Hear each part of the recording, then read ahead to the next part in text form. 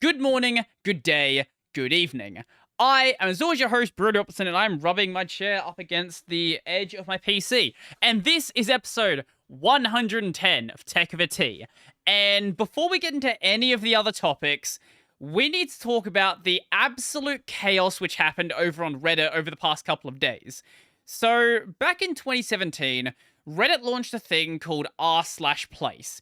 This was basically a giant canvas where users could place one pixel at a time.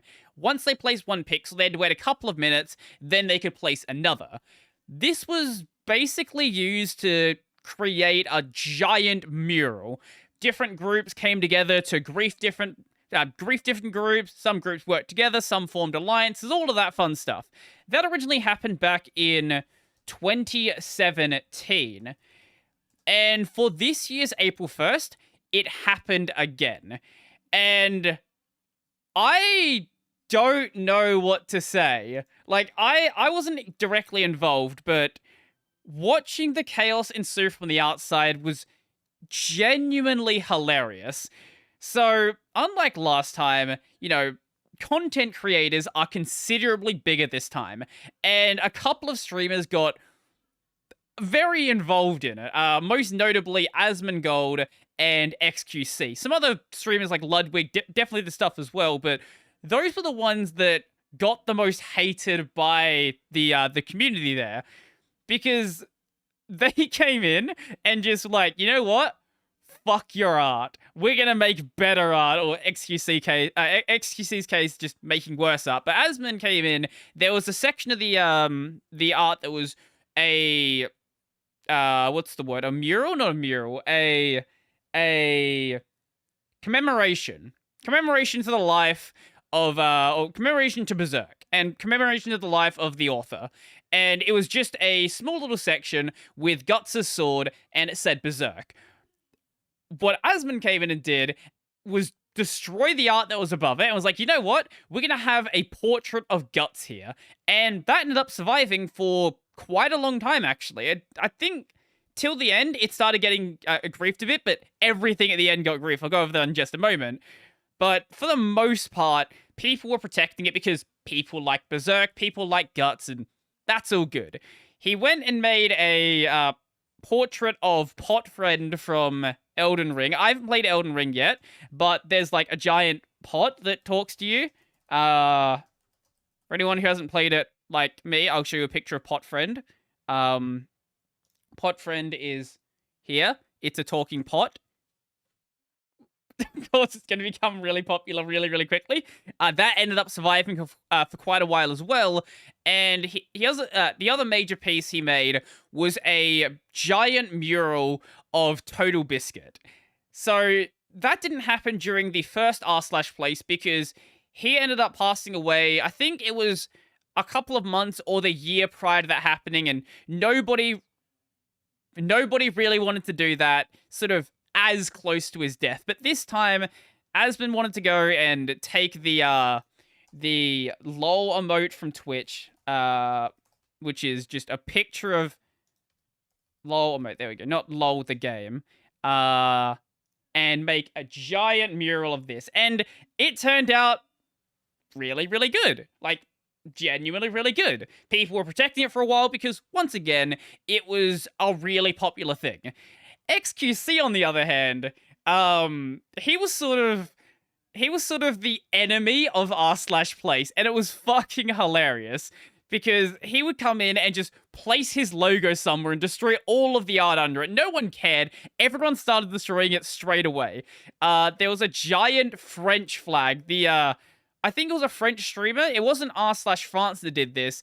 A French streamer made a giant flag. It took up, I think, half the vertical space of the canvas, which I don't know how many pixels it was, but it was a lot of pixels. XQC was like, you know what? I'm going to draw a giant butt on this. And he had the manpower to do it because he had 233,000 viewers while this was going on. Like, he was pulling fucking insane numbers just to go and draw stupid shit all over r/place. So that happened. Also, Germany was like trying to make their flag extend across the entire thing. I don't know what was going on there. It was kind of insane. I'll find the r/place before whiteout. The whiteout was the final big event that happened where all of the colors except for white were removed, and this led to basically the portrait being completely destroyed, or the entire art piece being completely destroyed pre-whiteout. But people do have screenshots of it because there were people literally streaming like all of the days. I think it went on for, I want to say 3 days. Yeah, 3 days sounds about right. Here we go. Oh, that's a terrible version of it. We can see, you can't see a lot of the individual details, but you can see some of the crazy stuff that was going on. You had Gold Roger here, you had Giga Chad, you have an Omori one, you have the United States here, there's a giant pineapple, Armor Games down the bottom here. Like, there's all of this crazy stuff. All of this just is sort of just a collection of internet humor. You've got Wall Street Bets here.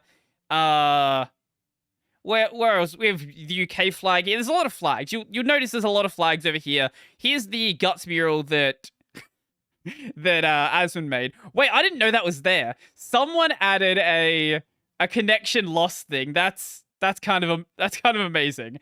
You've got Eren here from Attack on Titan, and if you just look at all of the individual detail, you see so many crazy pieces of art.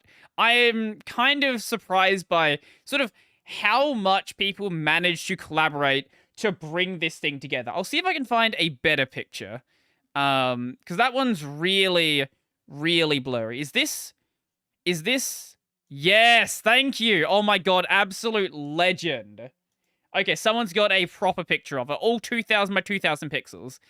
So you can see sort of everything that's going on. And this changed constantly. A lot of this art was destroyed and rebuilt and replaced. And this is basically just the final result. But you can see, like, also there was this. Here we go. Where was it? This was a thing that a lot of people were doing. Placing little Among Us in everything. Everything that could have Among Us in it had Among Us. All of this background here that looks like it's a nice little background is all Among Us. And they basically, the Among Us guys, they weren't trying to destroy anything, but they were just trying to inject as much Among Us as they physically could. I wonder if the giant penis is still on here. That was another thing that happened. As soon as this second section down here expanded, so the way it worked is, at the start, there was, where's my scroll bar? I have no scroll bar, what the fuck? Oh, here we go. So at the start, there was just this section here. I think second day or third day, it expanded to this second half, and then the final day, I think it was the final day or the day before final day, it expanded once again, and all of this bottom half became available.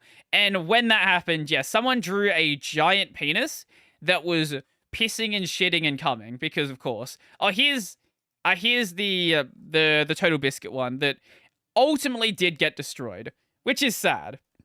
But you know what? I kind of like how destroyed it is. It's kind of destroyed in a fun way. There is car sex here as well. Yeah. Yeah. If you're just listening to this right now, I really recommend that you go and look at the full art piece. Oh, there's also I didn't know this was. The more you look at this, the more you discover just weird pieces of art. I scrolled past. Here it is. Scroll to the bottom. Scroll over here. Oh, there's the Windows XP start bar as well. Where'd it go? Pregnant Mario, because of course it needs to be fucking pregnant Mario. Why wouldn't there be pregnant Mario? But anyway, once all of that went down, this was before an event known as the Whiteout.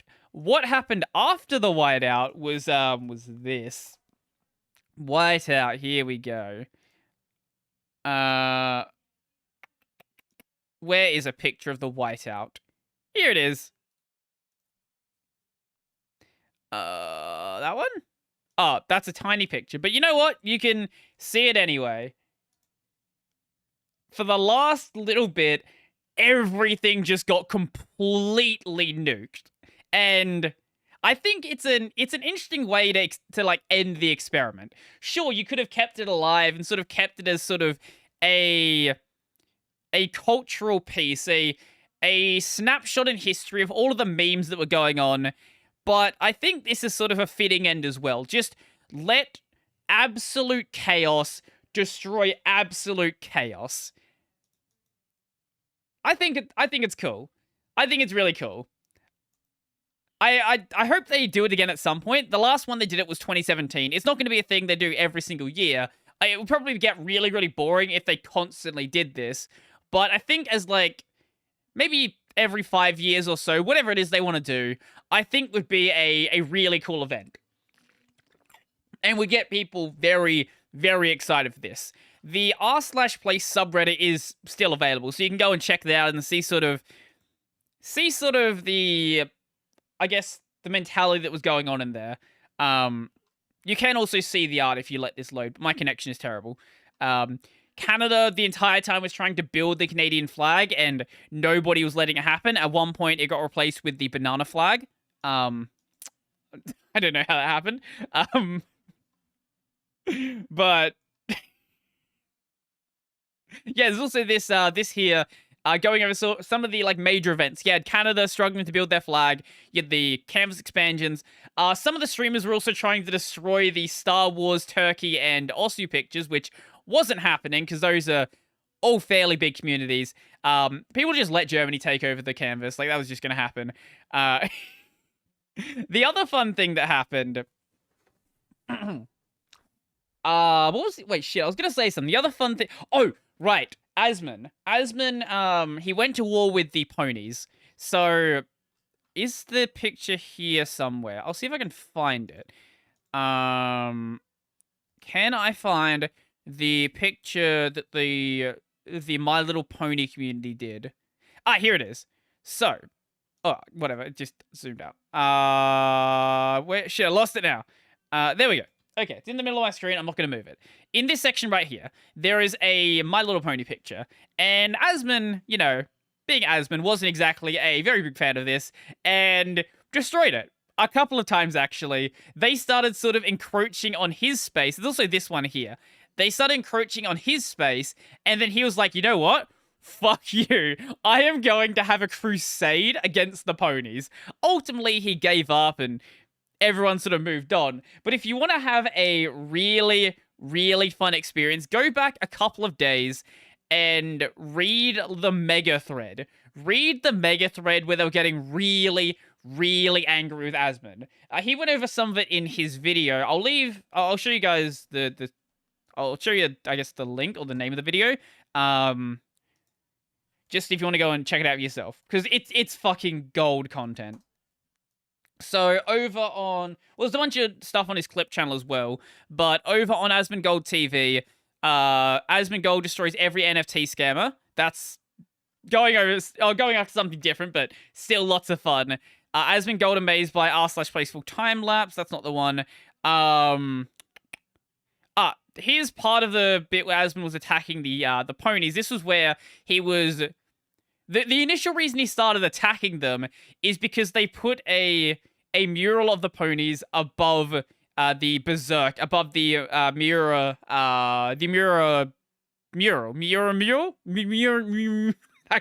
whatever. You know what I'm trying to say. Ultimately, it was just...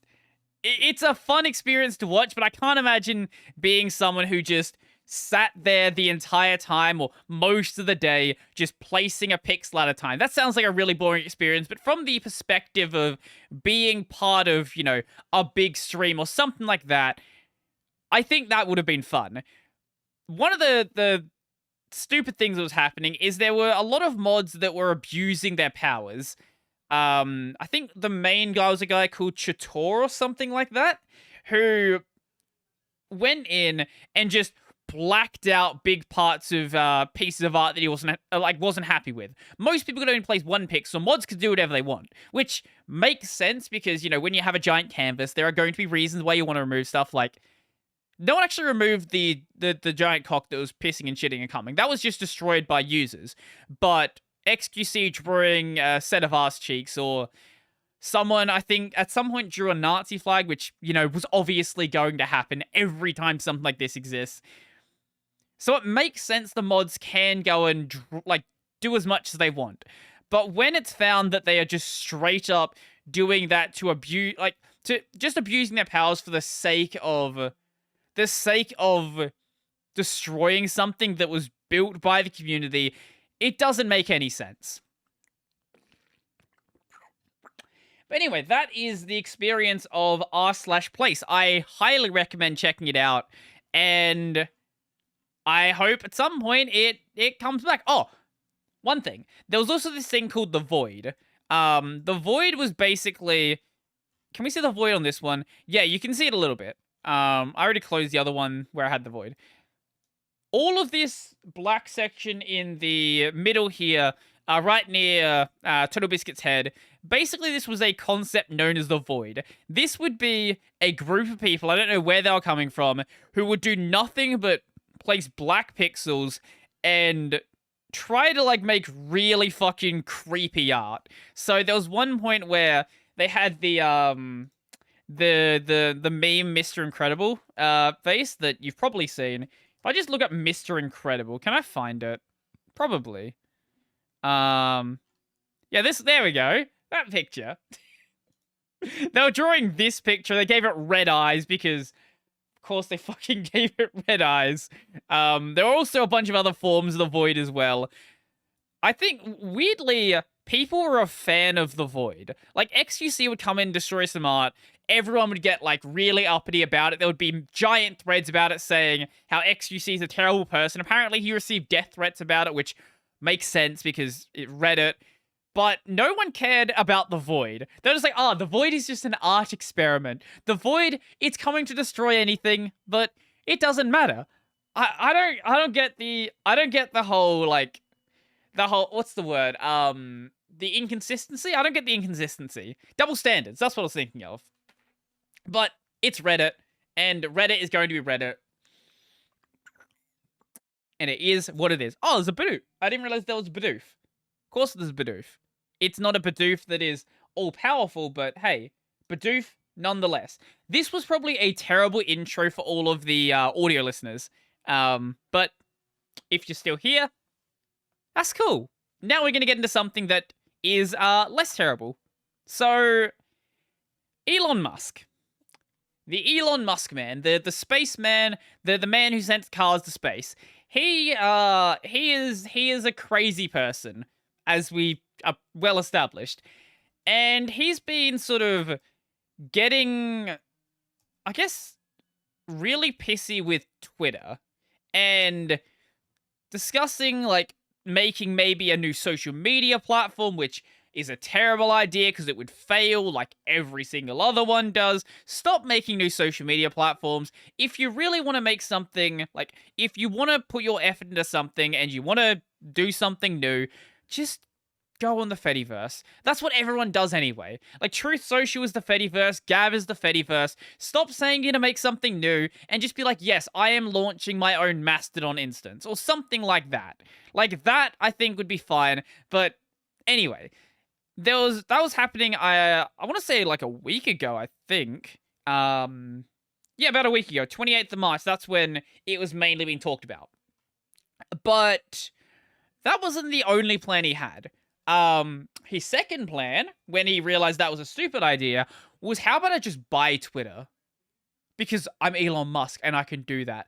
So, 9.2%. That is how much of the Twitter stock that Elon Musk now owns. If I just look up 9.2%. 9.2% Twitter. Is that going to work? There we go. Here we go. Here's an article from CNET. So, I saw some really bad takes about this initially, saying, oh, Elon's bought Twitter, but or Elon's bought almost 10% of Twitter. Nothing's really going to change here. He's not going to have, a lot of control over stuff or anything like that. Well, that might be the case. Or it might not be the case, because he's now on the Twitter board of directors. As of today, he's going to be joining the Twitter board of directors. So, yeah, the people who said that he's going to have no power whatsoever, yeah, that happened.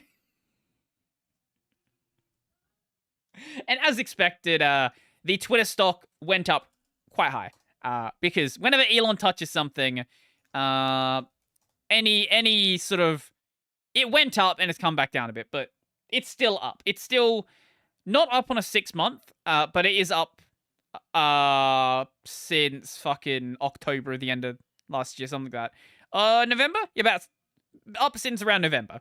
So up if you bought like around here. Because anything, also year to date, it's up. Okay, well, ignore me. Okay, full year it's not, year to date it is. Right, okay. Right, of course, because year to date would be here. Yeah. Anyway, Elon then put out a poll. Elon Musk Twitter. Can I even find it if I go to his Twitter? The dude fucking tweets way too often. Let's see. He's got 80 million followers. Imagine having 80 million people that care about what you say. So, he posted, "Do you want an edit button?" And obviously, from my perspective, I think an edit button is a good thing. Some people aren't really a big fan of it. There's a lot of people who are sort of critical of this. And I understand why. Because I think just putting an edit button on Twitter would be a terrible idea. If there's nothing else, it wouldn't work. What Twitter needs is a very, very clear indication that the tweet has been edited. It needs to have the edit history, it needs to have a marker, and when you quote tweet it, maybe even have it on the interface saying, "This has been edited," something like that. Or maybe if you've quote tweeted something in the past, it'll tell you if something you quote tweeted has been edited. Or maybe if you quote tweet something, it doesn't ever show the edited version. I think that could work as well. Other people have had some other conditions that might make sense. For example, only make it available for the first couple of minutes, like the first 5 to 10 minutes. And yeah, also showing the edit history. Elon says that sounds reasonable, and I think, yeah, it ultimately does. But when this happened, and he put out the poll, something interesting also happened. The CEO of Twitter quote tweeted it, and let's see if I can find this. CEO Twitter, who is Parag Agrawal. Sorry, I very terribly pronounced your name. He is the CEO after Jack Dorsey left to do Blue Skies? Is that what it's called? If you look up Twitter CEO, you still see the older CEO. Like, this is on Google as well, and typically, Google does better job at that, but whatever. He put out a quote tweet of Elon's poll saying, "The consequences of this poll will be important. Please vote carefully." And turns out that Twitter is working on an edit button. And apparently it's been that's the wrong one. This was announcing Elon going to the board of directors. Twitter edit button.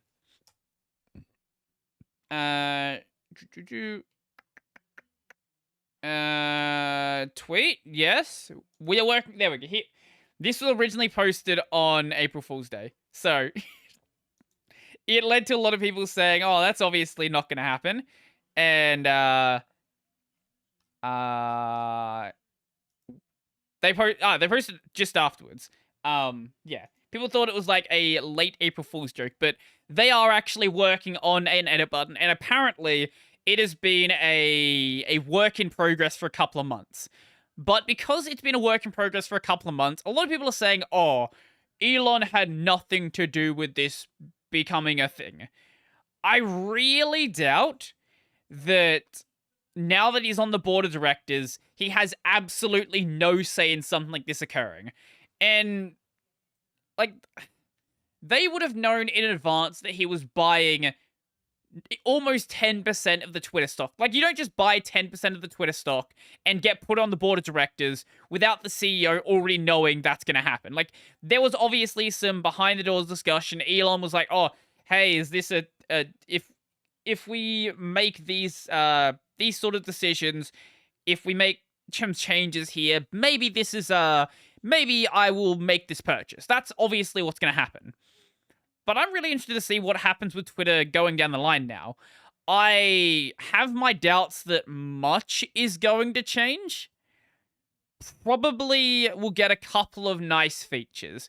The edit button and things like that. But I really doubt, some people have been saying, oh, Twitter's are going to become like a free speech platform. Alex Jones and Donald Trump are all going to be back on Twitter. I don't think Elon's going to have that much say in what goes on the platform. I really, really don't. He's not like firing every single person who works there who's making the decisions. He's just a new dude on the board of directors, which gives him a lot of power, but he's not all powerful. There's obviously limits in what he can do. But I'm interested. I'm very interested to see what happens. Apparently this edit button is going to be a part of Twitter Blue, at least initially. It's going to be part of part of Twitter Blue, and maybe down the line it's going to become a thing that everybody gets. But I really doubt that's going to happen. I really, really doubt. There's also a lot of people that are speculating that maybe TweetDeck is going to become a part of Twitter Blue, which, if that ever happened, I would get really, really annoyed. Here we go. An article from The Verge and an article from TechCrunch both talked about this. Apparently, there have been some changes to the login interface of TweetDeck that start referencing Twitter Blue, and this site is just not going to load, is it? Let's try another one. Okay, well, TechCrunch is going to work. Sure. Oh, now they're working. Basically, Twitter's filling in the new TweetDeck sign-up page that they're working on. 2 new highlights: a link for the legacy version of TweetDeck, even though it might be deprecated at some point in the future. Ad-free experience being marketed as the selling point, and ad-free experience is also part of the Twitter Blue experience. So, I think it's possible, and if it does happen, I'll just go and do my video on Modern Deck. I've been meaning to do that video on Modern Deck. I've talked about it a couple of times. Anyone who doesn't know about it, it's basically it's an open source version of TweetDeck, effectively. Like, it just does effectively everything that TweetDeck does, and then does it better. Also, it's a desktop application rather than being something you run inside of your web browser. I'm not just saying it's cool because the developer started following me over on Twitter, but hey, you're a cool dev. I don't know anything about you, actually. I have literally no idea about you. All I know is that you're a furry, and you're very proudly a furry. Like, that's not just me being like, haha, furry. They're like, on their personal Twitter, they're like, proud furry or something like that. And you know what? I think being a furry is ridiculous, but I can respect being proud that you're a degenerate. So at least we can be partners in that. We can be proud degenerates. But you can keep your furry stuff. I don't want that. Anyway, what do we have now? Oh, you know what? We're going to talk about some of the April Fool's stuff that was going on. So I put out my April Fool's video. That was basically me pretending that I was not really an Arch user. I was actually an Ubuntu user. And then towards like the end of the video, that video got kind of weird, actually. So initially, I wasn't going to have that last skit at the end where I was, probably we do this. There we go. I don't know if that's high-pitched or low-pitched. Sometimes when I re-enable the audio, what's the word? Audio effect, it flips what side it's on, even though I haven't actually changed the physical dial. Sometimes the mixer board is weird. But that whole bit at the end where I was sort of pretending like I was held captive, that wasn't in the original plan. Like, I was not intending to include that. It sort of just happened as a spur of the moment thing. And I was like, you know what? This is funny. I'm just going to do it and see what happens, basically. And it seems like a lot of people sort of enjoyed whatever the hell that happened there. Some people, surprisingly, didn't understand the joke. Very strangely.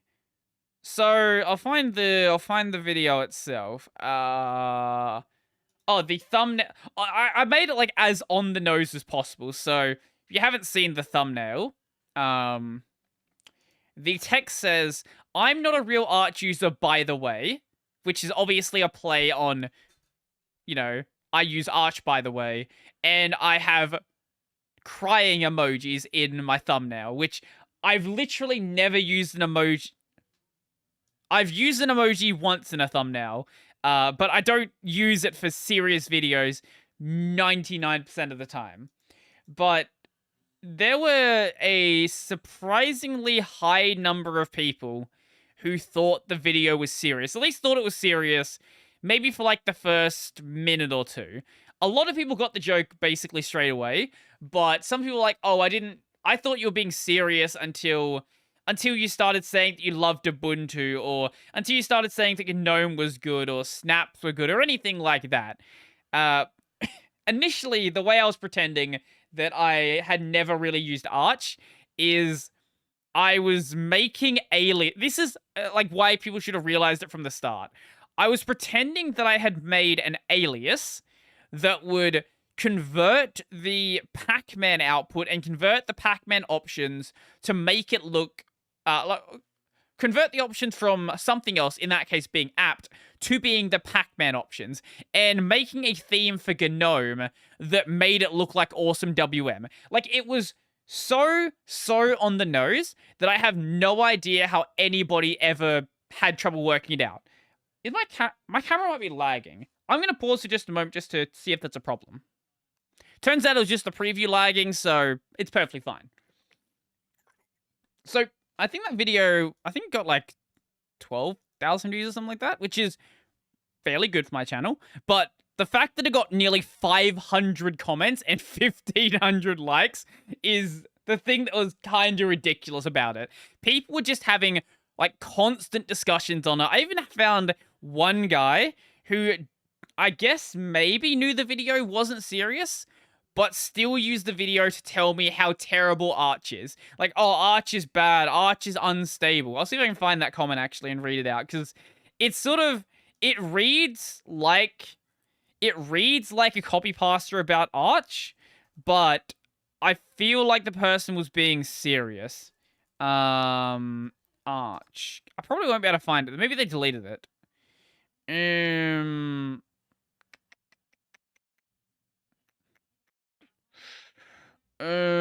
No, I can't find it.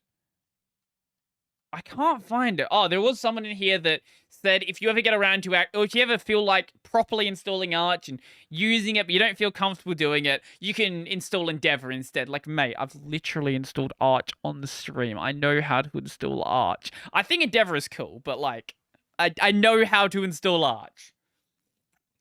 This was a joke. It was posted on April Fool's Day. I don't really care that it wasn't April Fool's Day in America. I don't care. I genuinely don't. The fact that Americans are, whatever, fucking however many hours behind me, that's not important. And you know what? I feel like kind of makes April Fool's jokes funnier, because when I post them, they're going to be on March 31st. So someone like, oh, this must be serious because that's on Arch.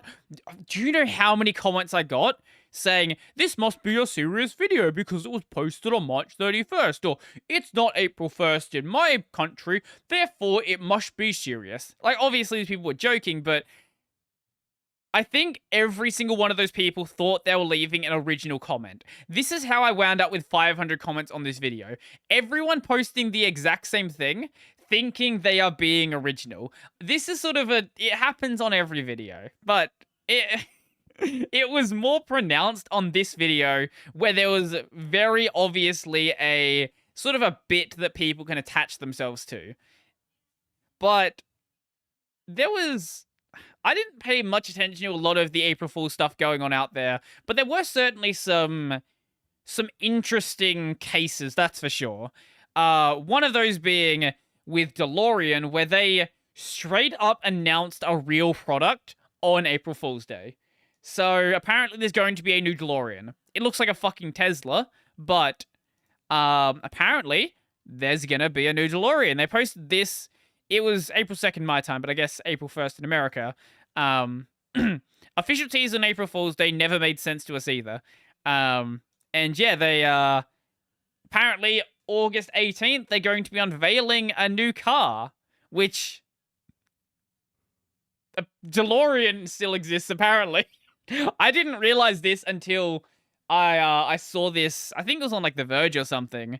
I genuinely didn't even realize that DeLorean existed in any fashion whatsoever. But apparently they sell, like, they still sell, like, DeLorean parts. And apparently there was at some point where they were doing a re-release of the original DeLorean. I don't know. But yeah, they're making this, I guess. I don't know if it's gonna be a good car. I got no idea. I think it's supposed to be an electric or something. What a random site to post this on. Yeah, it's going to be an electric vehicle. Which means, hey, it's gonna have the same problems that a lot of electric vehicles have, but maybe Elon's gonna see this and be like, hey, DeLorean, you want to use the supercharger network? In which case, it might make sense. Not here at all. Because, yeah, charging an EV in South Australia, it's fine if you want to just do it at your house. Like, that's fine. But South Australia at this point, unless you're living in Adelaide, is not really equipped to handle electric vehicles. A lot of Australia isn't. Melbourne and Sydney. Like, when people think of electric vehicles in Australia, and not just electric vehicles, actually thinking of Australia, most people think of Melbourne and Sydney and think the entire country is either desert or Melbourne and Sydney. Like, that's the American point of view of what my country is. And it's not. It's genuinely not. Most of the country is, like, infrastructure-wise, sort of way behind where Melbourne and Sydney are. Way ahead in other things, like the city's not being shit, but for electric infrastructure, definitely the case. Microsoft, I guess technically Microsoft, Minecraft, owned by Microsoft, had a really interesting April Fool's Day, April Fool's Day joke, product, whatever you want to call it.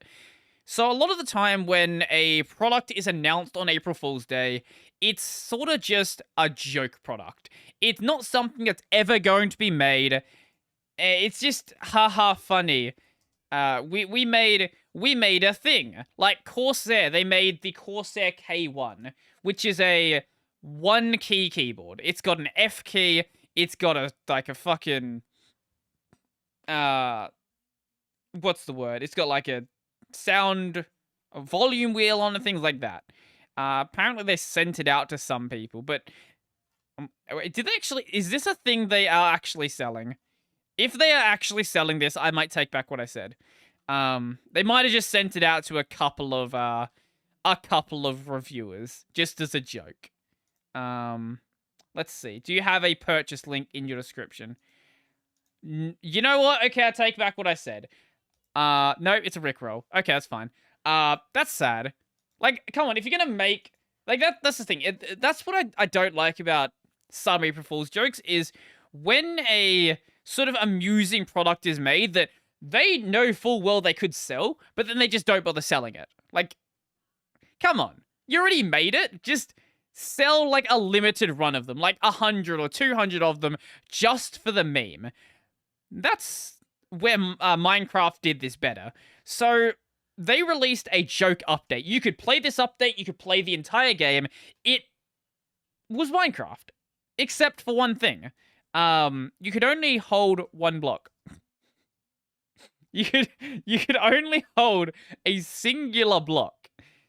This meant that you didn't have an inventory. So crafting was not done in the typical way crafting would be done.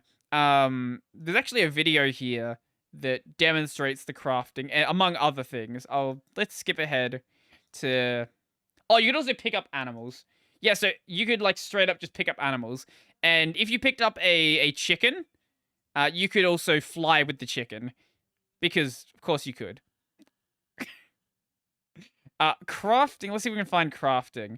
Also, your hands were silk touch hands. So anything that you broke, whether that be, like, a diamond block or anything else like that... you're not actually going to show the entire digging of this, are you? You would pick it up in the state that it's in. So that meant crafting in a lot of situations was going to be kind of difficult. You couldn't just go and, like, mine gravel and then pick up flint. You couldn't go and... Oh, wait, you could... Wait, you could actually... I didn't realize that. You could use a furnace.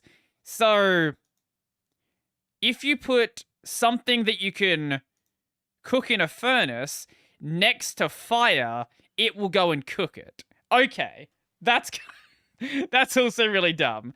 But yeah, you could pick up fire as well. Yeah. Oh, apparently you could also stack items like this as well, which leads to interesting situations. Can we find the crafting? Because the crafting is really scuffed. So... Not only could you only use... you could only pick up one block at a time.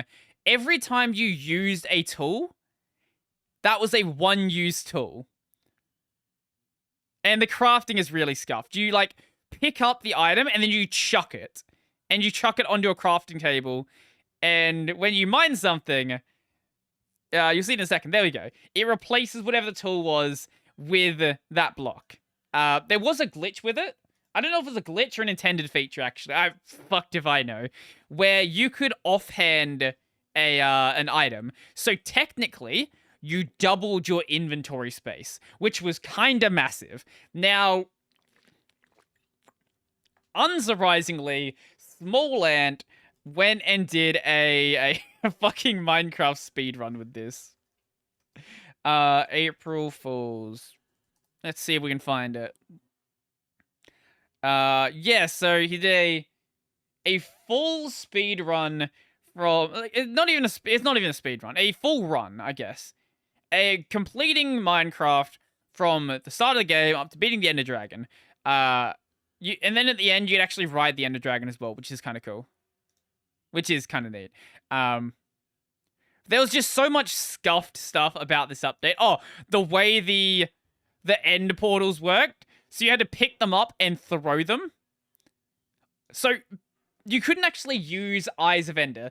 Apparently one of the devs was in the chat and was saying they straight up just removed the Eye of Ender code from the game. They're like, fuck it. It doesn't need to be in the game. So you would get end frame portals from, I think, Nether fortresses or something like that. And you would have to go and place them in... here you can see the flying chicken. Go and place them in the end portal structure you would see. So yeah, they would be in fortress chests or something like that. And you place end portal frames in your head as well. Because Among Us. So you'd pick them up, you would then throw them in the air, chuck them down. And you had to make sure they were, like, in that correct format. And it didn't work properly, actually. Like, you would place... Yeah, here we go. You can see it when he places the last one. The portal doesn't spawn like a portal should. Oh, in this case, it didn't spawn at all. I don't know why that one didn't spawn, actually. He's going to try it again. And yeah, this happened. The portal doesn't appear where it should. because you could flip the blocks, I guess technically the game thought the portal blocks themselves should be on the other side. Basically, it just scuffed up the entire physics. But the funny thing about this portal is, here we go. It just doesn't work. It just doesn't work. Except it's supposed to, because he restarts the game, places again, and it just works fine. So the game was just busted, and then it trolls him. So then he's in this room where he has to dig out, a staircase, and he has no idea where the surface is. So it could be 3 blocks away, it could be 10 blocks away. The game was just fucking with him. And you know what? I think that's great. I genuinely think it's great, and I really appreciate what was done with the with this Minecraft update. I genuinely love it. It's such a cool update. Here we go. Here's another fun one. So this guy also made something really, really cool. He made a I'm not sure what phone specifically. Here we go. Samsung Galaxy A51, and put a lightning port on it. But not just, haha, I put a lightning port on a Samsung A51. No, he made it work. He replaced the USB-C with the lightning port, and it works for charging, it works for data, and it's fucking stupid. And I genuinely love it. He's done this before when he was doing basically the reverse, putting a USB-C on a iPhone. That would have been a much more expensive one to fuck up. But yeah, this is a thing that happened. Should it happen? No, because no, we don't need lightning. It doesn't need to happen. But hey, if you want to do it, I guess go check out his channel, and he's gonna upload a full video on this, presumably showing you how to do it if you're stupid enough to want to do so. I don't know what the process would need to be. I guess you would have to wire without rewriting drivers, like writing lightning drivers specifically for the Galaxy A51. I guess you would have to wire it in the same way? I'm not an electrical engineer. I have no idea how similar lightning and USB-C are and how viable that would actually be, but he managed to get it working in some way. So honestly, I think that's really, really cool. And big props to this guy. He's only got 50k subs as well. Wow, that's surprising. The dude probably has like a couple million views in this video, without a doubt. Go watch this video. Why does it only have 100k views?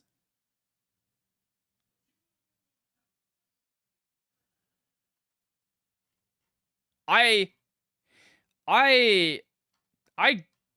don't know. Like, this is the sort of video which I would expect to like explode in the YouTube algorithm. Surely his first one. Okay, his first one, the iPhone one, did have close to 1 million views. Like, that's good. But I wonder why the second one didn't. Huh. I don't know. He also posts everything on... Wait, does he actually post stuff on it? Yeah, he posts the CNC instructions on CNC instructions on the GitHub if you're stupid enough to want to follow his plan, which he probably doesn't recommend, and I wouldn't recommend. But if you really want to do so, go ahead. We're gonna go to something like The Verge. April Fool. Let's go April Fool's tech jokes. Let's see if someone's put like a list out. April Fool's tech companies. April Fools from your favorite tech company from the New Yorker. Do we have a list? No, it's just gonna be, hey, look, we did a thing. How tech companies pulled April Fool's pranks this year. Here we go. What do we have? So Xiaomi teased a launch of a new tablet. Okay. Haha, see, we made a fake product. Funny. Oppo embraced it by making a small device called the Oppo Gotcha. What is... Oh my god, that's loud. Oh, it's a Tamagotchi. Haha, get it? It's another fake product. What is this one? Nothing. I didn't know there was a phone company called Nothing. Say hello to just another. You've seen a phone just like this before. Experience edge-to-edge monotony. It's inspiringly uninspired, utterly unoriginal, and exactly the same as everything else. Okay, you know what? That's kind of funny. Anyway, most tech companies were pretty boring, though. They're all like, hey, look, fake product. Like, okay, well, like, there are other things you can do. You don't have to make a fake product. You could make something real. Maybe a limited run or anything. Anything just to be slightly original. But, alas, it is what it is. It is what it is, and what happened is what happened. Surprisingly, though, I don't know why this happened. The Final Fantasy XIV devs planned a live letter for April Fool's Day. Not US April Fool's Day. April Fool's Day, their local time. It was April Fool's Day in Australia as well. But they were like, this totally serious live letter. Nothing jokey about it. I don't know why they put it there. Especially because it was sort of... I think, what was it? Live letter 70? FF14, live letter... Was it 69? No, 69 was a month ago. Live letter 70. Yes. This was the live letter for 6.1, which had some pretty nice stuff in it. I'll see if I can find a live letter 70 overview. I should have grabbed a link to this before. Letter from the... No, show me the things. Several changes? Nope, this is not going to show me it. I will pause for just a moment and find a link. Sadly, the official digest isn't out yet, but luckily, DualShockers has me covered. So this has everything that happened. We're not going to go over most of it because most of it, I think, is not really that exciting.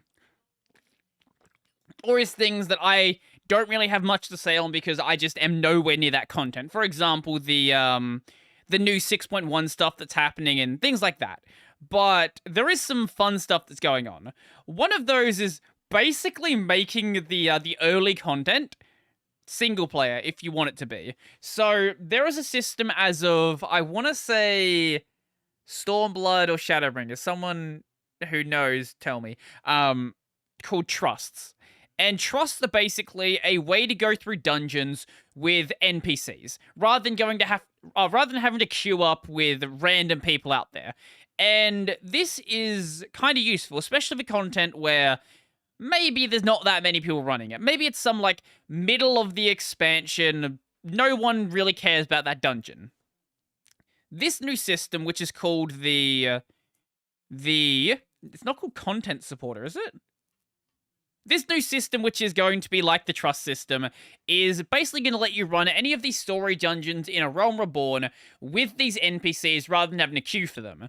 Which, for some dungeons, is really, really useful. So, for things like Sestasha, Tumtara, Deepcroft, Brayflox isn't MSQ. Is Hawk Manor? No, I don't think Hawk Manor is. Anyway, the early dungeons, like the first couple of dungeons, Copperbell Mines, that's the other one I was thinking of. The first 3 dungeons queue really often, like the first couple, because there's always new players coming in. There's always people who are going to be doing those dungeons for the first time. But some of the mid-expansion dungeons aren't as easy to queue for. Sometimes you have to wait like 10, 15 minutes, especially on the Australian servers where queues aren't that great anyway. So that'll make it much easier for that. Plus, if you want to just experience the dungeon and you don't want to be rushed through them, this is a good way to do it as well. Like, a lot of people, me specifically, when we go into Sastasha, I am going to run through Sastasha as quickly as possible. If you make me do single pulls, I will hate you. If you're a tank and you cannot pull the entire dungeon, stop it, please. Let me just tank. I will tank as the healer. It's fine. I don't want to be here any longer than I need to be. But if you're going through there for your first time at level 12, whatever level you can do it at, your minimum level needs to be. I think it's like 12 or 13. Yeah, you might be a little bit worried. And totally fair. I was worried the first time I went through that dungeon as well. Especially if you are fairly new to playing tab target MMOs. I think this is a good system. I think I want to say as of 6.2 and onwards, it's going to expand into Heaven's Ward and so on, which is also really nice because queuing for some Heaven's Ward dungeons is not fun. I was queuing for, I think the second dungeon. I don't want to say anything too spoily, but the dungeon where you fight the big dragon so you can go over to Dravania. Anyone who's played through Heaven's Ward knows where I'm talking about. There's going to be some changes to housing. Basically, the Ishgard plot's going to be finally available. That's the Heaven's Ward city, which I don't really care about it because housing in 14 is very expensive and I'm very poor. I have enough to buy a small house, and that is about as much as I can do. Because I want to say small housing is 3 million gil, and I have about 4.5 million. So I could buy it and then furnish it a little bit and then be broke. And I don't want to do that. So I'm going to wait till my guild buys a house, my free company buys a house, whatever you want to call it, and then buy an apartment in the free company. Possibly. Or I will go buy an apartment in like Limsa La Minsa or something like that. Because I do like Limsa. Housing as of 6.1 is going to be available on the Australian servers. Up until 6.1, they just weren't going to make it available. I guess they didn't want to make it available before the new housing system came in, all of that stuff, which I kind of guess makes sense. I would kind of prefer that it was available beforehand, but it is what it is. Housing is also now going to be a lottery system. The old system was kind of fucked. So they would go and open up the housing at a random point in I want to say 48-hour period. So if you wanted to buy a house, you had to be there, clicking on buy, solid, for 48 hours, or whatever, 24 hours, 40 hours, 36 hours, however many hours it was. Too many hours, more than a day. That was stupid. Now you just say, I want to buy a house, you get a ticket, and you're put into a lottery. If you win the lottery, you get the house. If you don't win the lottery, you don't get the house, and you get reimbursed all of the initial money you put in. Which I think is a good system.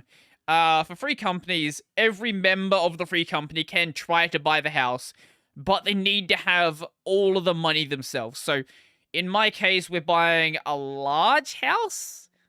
Yes, a large house, which is 50 million gil or something around that.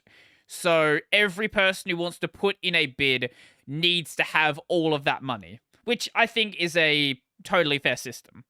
Oh yeah, there's also new hairstyles for the furry race, but they're like meme hairstyles. This is why some people thought this was a April Fool's joke, because they gave them new hairstyles, but then cut their ears off. Also, Yoshi P likes to do this, where he, instead of showing graphics on the screen, will print them out on paper. I don't know why.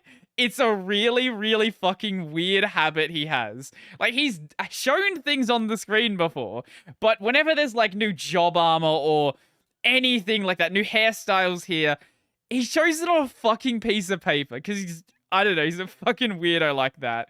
Oh, God, where did everything go? Oh, it zoomed in. What else do we have? We have some job balance changes, which I don't think are really that exciting. There is a new, what is this? This is the new Alliance Raid, so the new 24-man, which is cool, but I am nowhere near up to have Endwalker content to really care. New Beast Tribe, which is cool. A new mount. One of the mounts is an elephant that... No, sorry, a hippo. A hippo that pulls a sled, which is cool. You can get a car minion. Also, Yoshi P plays a Lalafell because, of course, he plays Lalafell. Here's one thing that I don't mind being in the game. So, I do mind the game has a cash shop. I'm not a big fan that a lot of the really, really cool glamour that you can get, a lot of the, like, real world style clothes are in the glamour, in the real money cash shop. But previously, when you wanted to buy something from the shop, you didn't know how it would look on your character because you went to an external website, you would buy the clothes, and you're sort of just left up in the air. Now there's a system called Dream Fitting, where you can look at what the clothes will look like on your character before you go and buy them. This isn't a cash shop built into the game, but it at least allows you to sort of view the cash shop before you go and spend money. If the game is going to have a cash shop and it's not going to be in the game, I think this is a fairly decent middle ground. We talked about housing already. Oh, here's more fucking pictures of stuff on paper. Look at this. What? Does this man not understand how to show things on the screen? Like, I don't... Also, the Alliance armor is fucking terrible. Why is all of the Alliance raid armor terrible? You can turn your house into a candy house you want to, which will look really, really, really out of place in Ishgard. There is a new extreme trial, which is cool. Adventurer plates. Basically, it's sort of an extended profile system. So previously, there was the profile system. You could have like I think you'd have like a quote there. Mine says Mikote Supremacy. You'll have your jobs there. The updated system, the adventure plate system, you can have like what your job is. You can have, I don't know what this says in English. Oh wait, this is playtime. That's Heijutsu and Kyujutsu. So that's when you typically play. Right, that makes sense. So weekday and weekend. You can have like what sort of content you're interested in, and this is the big thing. You can have a portrait of your character. Now, this isn't a set portrait. This is similar to the GPO system where you can like move the camera around and do all the fun stuff like that, which means there's going to be a lot of upskirt shots. I'm not saying that because my adventure plate's going to have one. I'm just saying that because my adventure plate's going to have one. If you've seen my 14 outfits, like, you know how I dress in 14. But other people are gonna probably take this seriously and do like, hey, look, I'm a cool chef or whatever. There's also going to be a lot of ERP stuff. Yes, because of course there is. But the cool thing about the adventure plate system is you will actually be able to see these adventure plates for other players inside of the new PvP system. Here we go. So inside of the Crystalline Conflict. This is basically like a... How would I describe it? It's capture the flag, but with a moving... Capture the flag with a moving flag. Some people have described it to an Overwatch system. I've never played Overwatch. I have no idea how the game works. Basically, there's going to be a crystal in the center. When you stand on the crystal starts moving towards the enemy's base. So, as it moves further away, obviously, if you die, it's going to take you longer to get back to the crystal. The game ends when you get the crystal into the player's base. But along the way, there's going to be a point where the crystal stops. This is the crystal choke point, and you have to defend it there for 30 seconds, a minute, whatever it is. And once you've got through that point, you can just push it on to the end. But by that point, you're like 10 steps away from the enemy spawn. So they're going to be constantly running out every time that you kill them. I think this is a really cool improvement to PvP. This is also going to be small-scale PvP, 5v5. Right now, the majority of PvP I do is Frontline, and Frontline is 24v24v24. So when you have all three teams in the same location, it's very, very hectic. And it's sort of one of the reasons why, even though I enjoy PvP, I can't be good at it. There's just too much going on. I just cannot see. Obviously, I could turn off all effects, but then that would make it a bit of a problem in other cases where important effects would be missing. But this, I hope becomes popular, because there's also going to be some cool PvP gear. So there's PvP rankings, PvP seasons, all of that stuff. Like every single PvP system needs. And it doesn't show the PvP armor right now on my. Actually, I wonder. FF4, Final Fantasy 14. Go to the website. What job did I leave my character on? I wonder if I'm using my Dark Knight set. If I am, I can show you my... Wait, if I just search my character, that should work, yeah.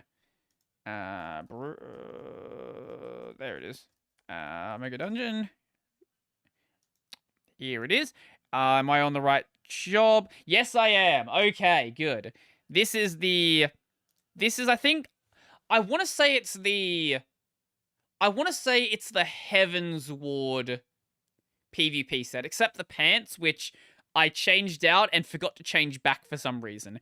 And this fucking sword is ridiculous. This is the Guillotine of Fury. It's literally taller than my character. It's about as wide as my character as well. So it's the most ridiculous sword I've seen in the game, and I genuinely love it. But the 6.1 PvP gear, man, I really want it. PvP gear. It's going to be my new Dark Knight set.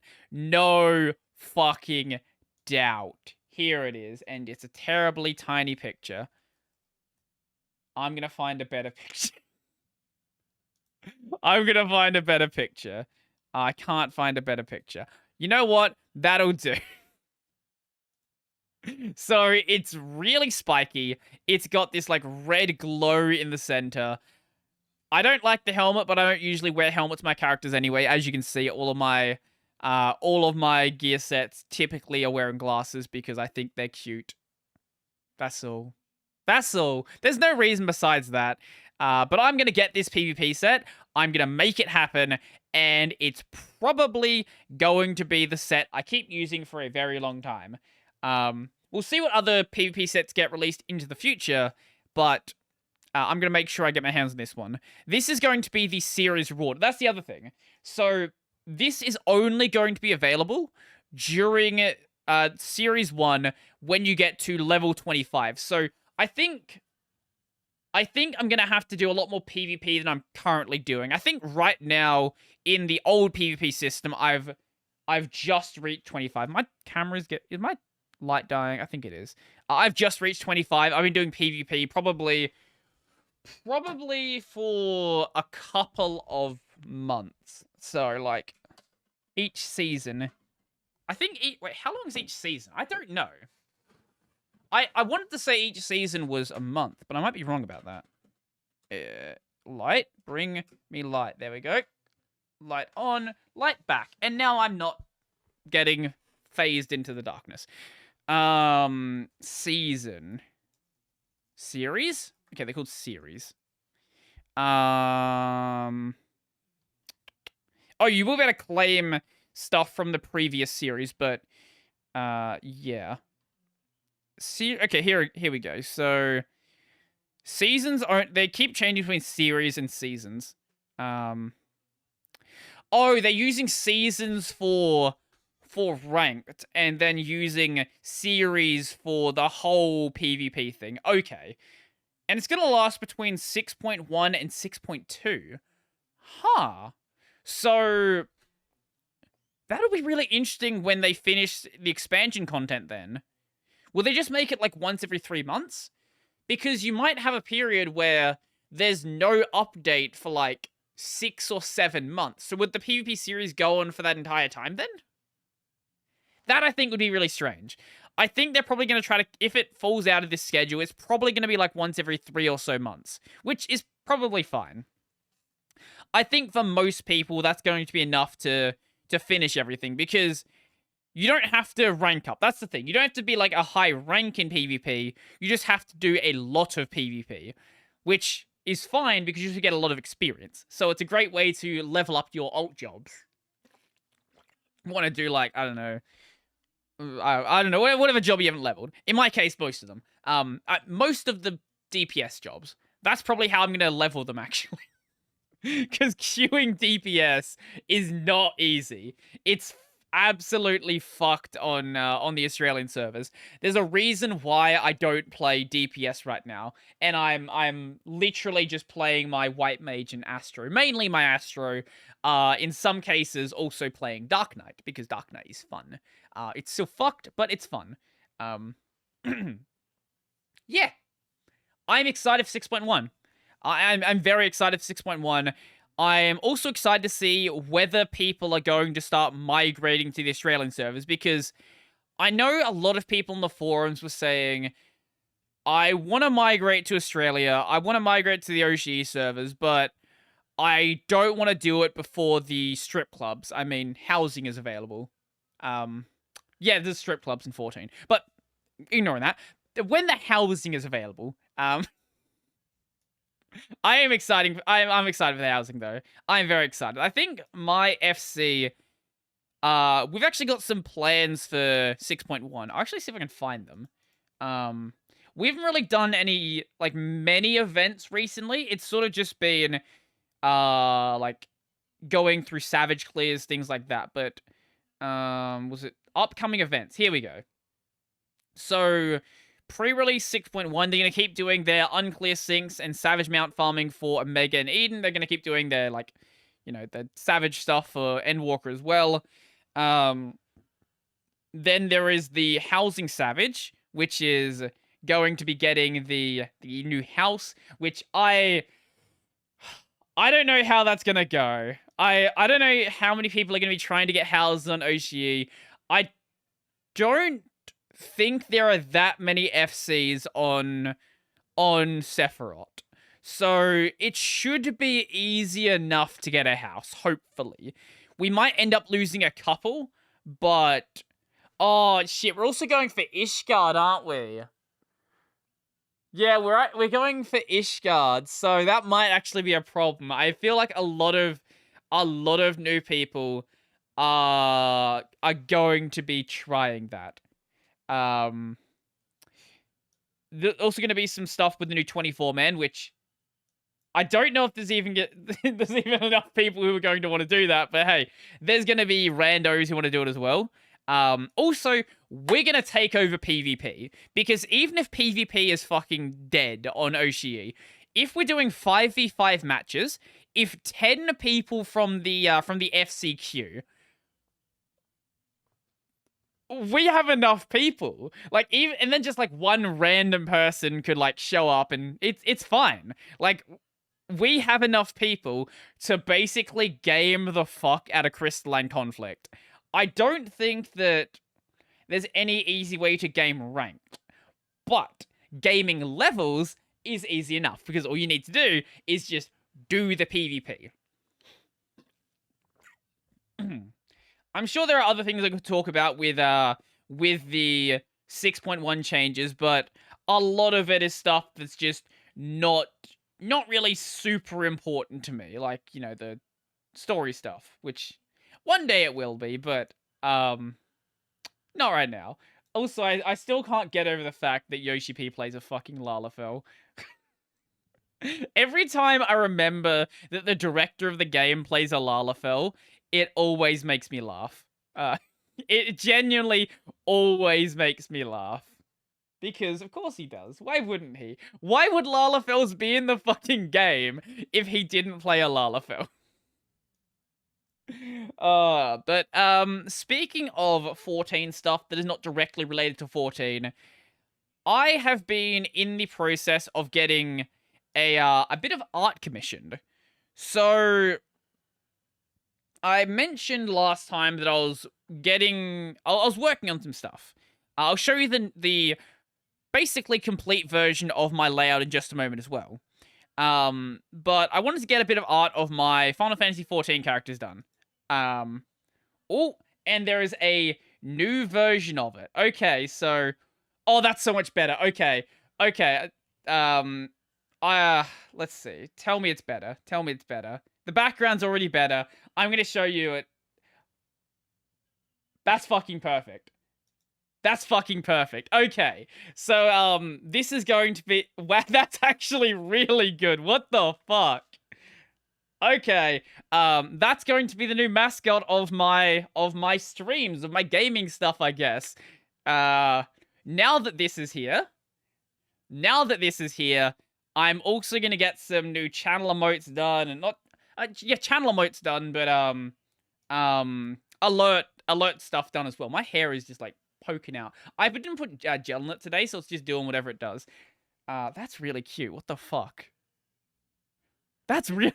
Sorry, that's just really fucking cute. If you haven't... if you're not watching the video version, go check out my Twitter, because it's probably going to be my new Twitter profile picture, and I will probably have posted it over on Twitter as well. The older version wasn't bad, but it was like... It wasn't as good. Like, you know, the hair was a bit dim, no red in the braid, but also the background, but I think this is taking it to where it needs to be.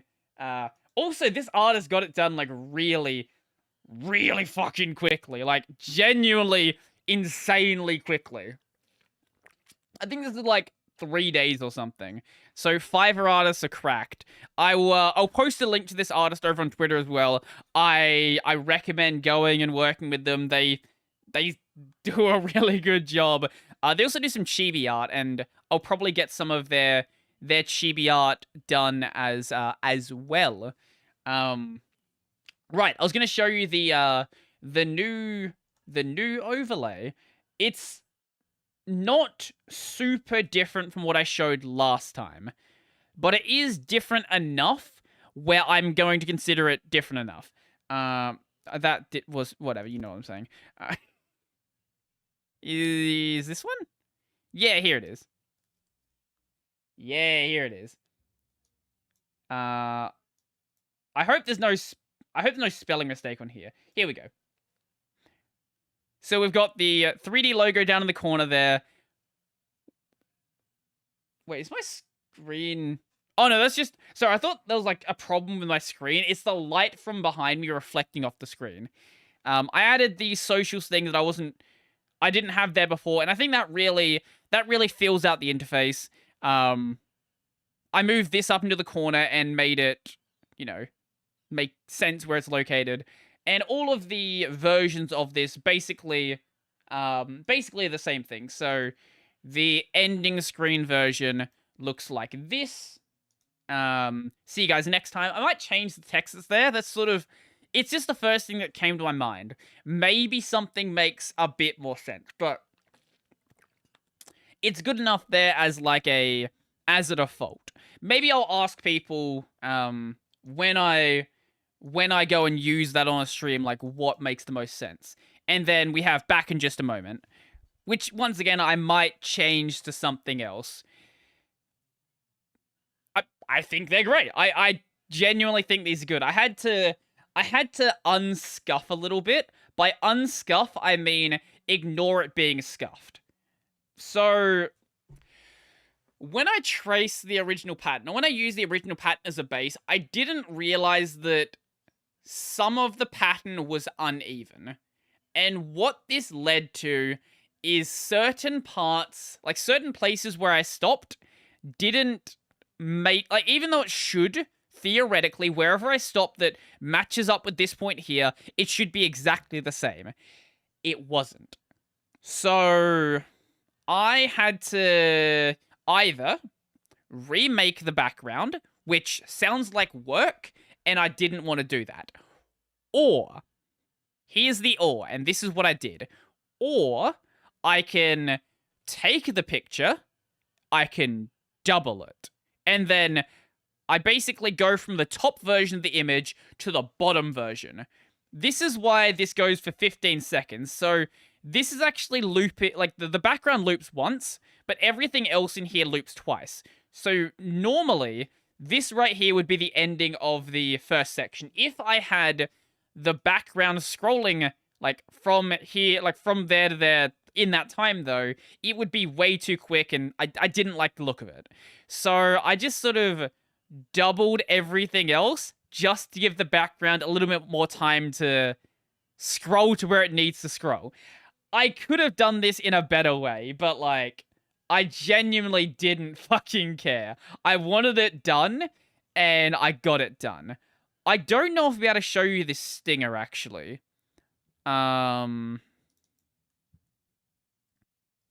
So, can I show you this? No, I can't because the background is black. I can try to show you a version of it. That's not the stinger at all. Why was that called stinger? Oh, right, because that's what's going to be in the middle of the stinger. Okay. Basically, I ended up doing what I said I was going to do. I didn't get someone else to make it. I just made it myself because it's easier. It took me like 3 It took me like 3 hours because I had no idea what I was doing. Basically, it zooms in on a keyhole. It goes to basically the background here with the loading, and then zooms into another keyhole and goes back to the main screen, which is this guy right here, which doesn't have a moving background. I had a moving background like on one version.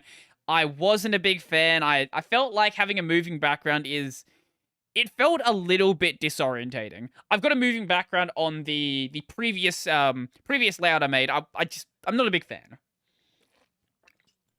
This version is using the same background we saw before, and sort of taking inspiration from the other what's the word? From the other screen, yeah. I could have made the entire chat background red, but I felt like it was a little bit too gaudy. It didn't seem right. So I just used a black background instead, just made it transparent, and the chat's going to sit in there. All of these white spots you see here, this is just transparent. I guess the browser replaces transparency with white or whatever. So my game's going to sit in here, and then my webcam's going to sit in here.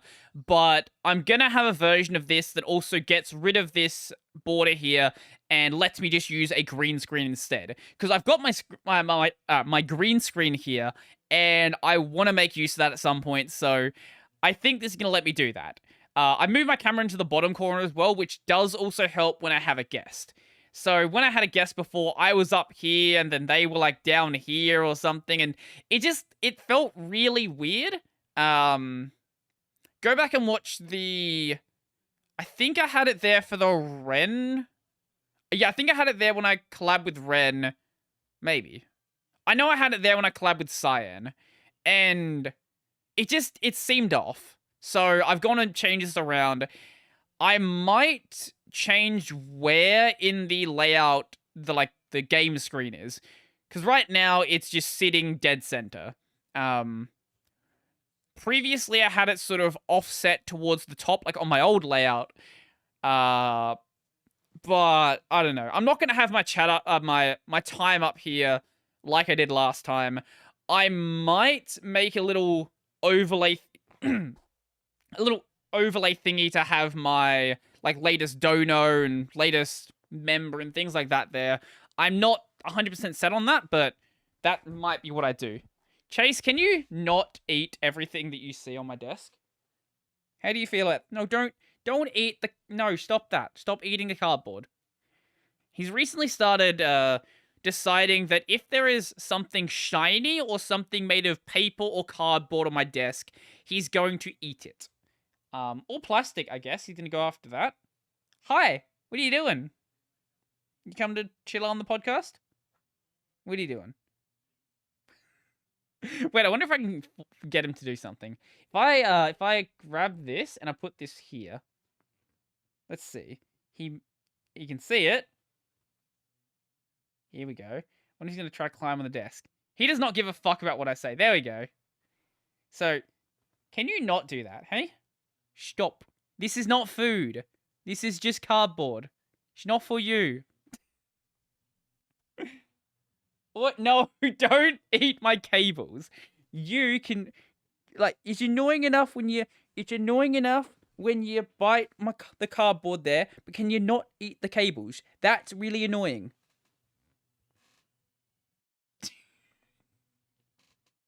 I'm gonna miss this cat when I end up leaving.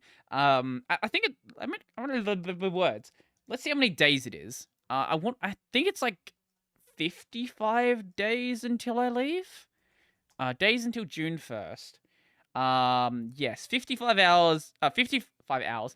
55 days, 6 hours, 47 minutes, and 48 seconds. I'm excited. But I'll probably end up like half moving like a week or two earlier. You know, the same thing. I'm gonna pack early, and I'll get a key from Dylan earlier as well, and just do all of that fun stuff. We're not getting to get words. We're not going to get into the new place this time. It's not gonna happen. Mate, can you stop doing that? Stop. Stop. You've been good all day. You haven't been annoying. You haven't been biting my cables. And now you're like, hey, podcast is almost over. It's time to be annoying. Is that what you're thinking? Hey?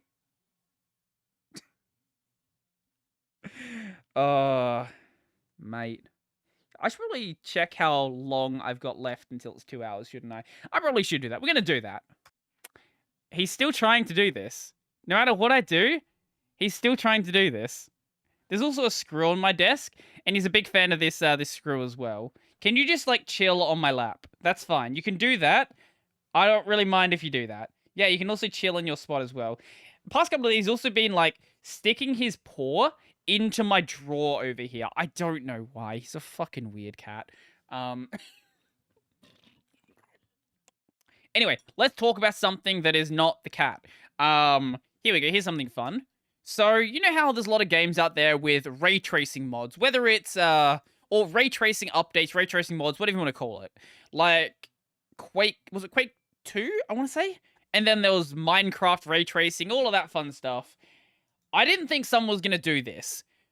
Doom 1 ray tracing. Mate, stop it. Let me talk about Doom. Stop. Stop it. Doom 1... Okay, you're going over here. Go over here. Whoa, don't fall off the bed. Doom 1 ray tracing. Basically, it makes Doom look kind of ridiculous. Like, I get the whole, hey, look, cool lighting can make a game look really cool as well, but when you take something that looks like Doom, that has the graphics of Doom, it sort of just makes it stand out way more than it should. I'm not going to say that, like, the lighting looks bad. The lighting looks incredible. Like, it's ray trace lighting, but it just doesn't really make sense what Doom is supposed to look like. I'm going to let the cat out because he's trying to eat my bag. Doom. But it does look really, really cool.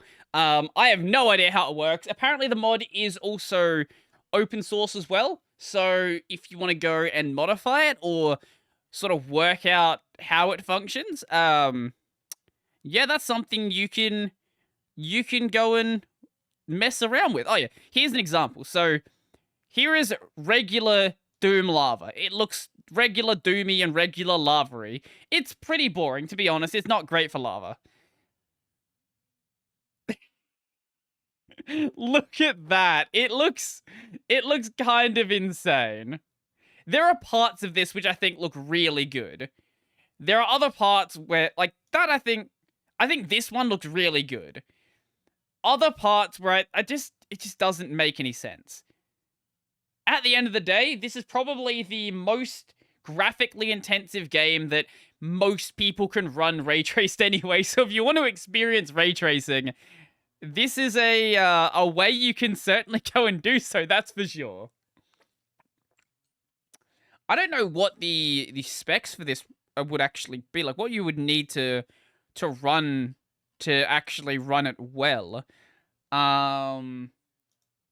Only works on NVIDIA GPUs for now. It would be nice if someone will decide to add... someone does. I guess you don't have an AMD GPU. Linux support is also possible. I can provide some minor help with its development. Okay, well, yeah, you're not going to be running this on Linux. Unless you want to go write it yourself, which, hey, sounds like an interesting project, that's for sure. Speaking of interesting projects, you know how I rail on a lot of the sort of overpriced gamery gear? One of those being, like, a lot of the stuff that Elgato puts out. Nanoleaf is also a company where... Is it Nano? Wait, here we go. Yeah, Nanoleaf, this company. The company that puts out these square lights, or diamond light, or triangle lights, whatever shape this is. I guess they can be different shapes. They have hexagons and triangles, I guess, whatever. The difference with the Nanoleaf stuff, even though I think that everybody who has a Nanoleaf basically has no personality, is at least this is something original. And they are putting out another really cool sort of original product that every streamer is going to have, and then it very quickly stops being original. This is the Nanoleaf line, which right now is selling for $180. Now, I saw that and thought, that sounds ridiculous. That sounds like a lot of money. It is a lot of money, but this is a 9 LED light line. So that means each of those lights works out to be about $20, which, to be honest, for well-made RGB lights that are all controlled under the same system, isn't that expensive, to be honest. I don't know how bright they get. That's one thing I'm not sure about. But they're not ridiculously overpriced.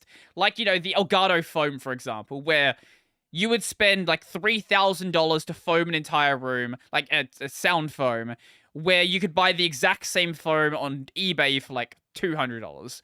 It's not like that. I think this actually looks pretty cool. I'm not going to buy them because... Actually, I might. It might not be the worst idea, to be honest, with... If I want to have, like, a light line between my... between, like, sections of the foam. I don't know if that would be cheaper or buying... I don't know. There's options that I could do. Like the Philips Hue light bar. How much is that? You know what? No, maybe it's not that one. No, it's definitely not the light bar. Light tube.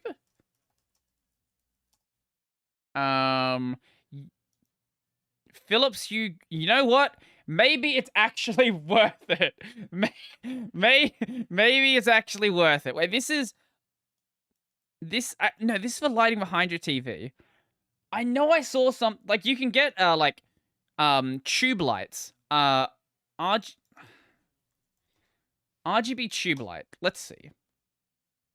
Influencer tube light. Influencer tube light.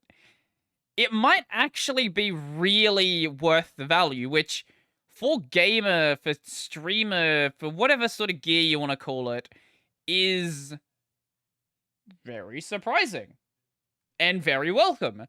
So Nanoleaf, good job. You did something cool, and you're not selling $700 lights. But even though some people would pay $700 for these. Good guy Nanoleaf, not doing something completely ridiculous. I don't know how much extra they would be in Australia, but it would probably end up being close to 300. Nanoleaf Australia. Can we find them? Nanoleaf. What were they called? Nanoleaf Bar Australia. Smart lighting in Nanoleaf has an Australian website. Okay. Let me see. I don't want. Wait, you can get wood style Nanoleafs. Who's buying those? Here we go. Buy now. Oh, the line, not bar. My bad. Shop.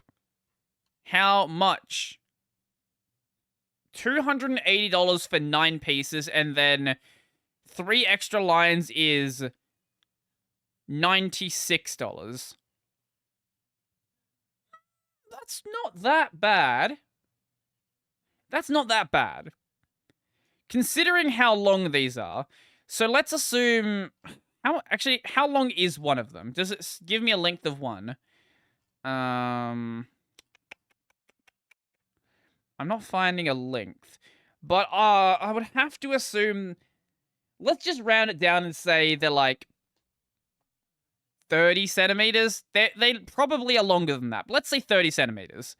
So that's, what, 270 centimeters, which is like, I don't know, fucking 3 foot? No, wait, 207, no, like 8, I don't know feet. Like 8 foot. Yeah, something like that. Like close to 8 or 9 foot. A 9-foot light? You know? For $300? And it's modular? That's actually kind of tempting at that price, isn't it? Like, it's not completely ridiculous. I don't know. We'll see what happens. We'll see what happens when I decide to work something out. But, yeah. Speaking of working things out, retro gaming is kind of ridiculously expensive. And I don't even mean, like, crazy old retro gaming. Like, you can go back and buy NES games, and sure, a lot of those are really expensive for seemingly no reason, especially when it's like really common games. Like, if you've seen how crazy copies of like the original Mario go for if they're in perfect condition. But I was in a Cashies the other day, a Cash Converters, which is like a Australian chain of pawn shops. And I looked in one of the gaming cabinets. I was like, hey, look, there's some cool games in there. And I spotted a game I recognized. Memories of Celceta, one of the IS games, which I need to get around to playing. I believe this was the game that came out just before IS 8. I want to say it came out just before IS 8. It's got a similar art style to 8, so that would make sense. Now, this game originally came out on the PS Vita. The Vita store is still available. You can buy the game, at least I think it is. At least it was until very recently. I actually, let me correct that.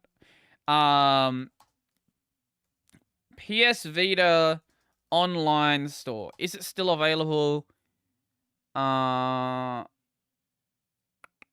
Okay, it's closing on July 6th. Or was that last year? Wait.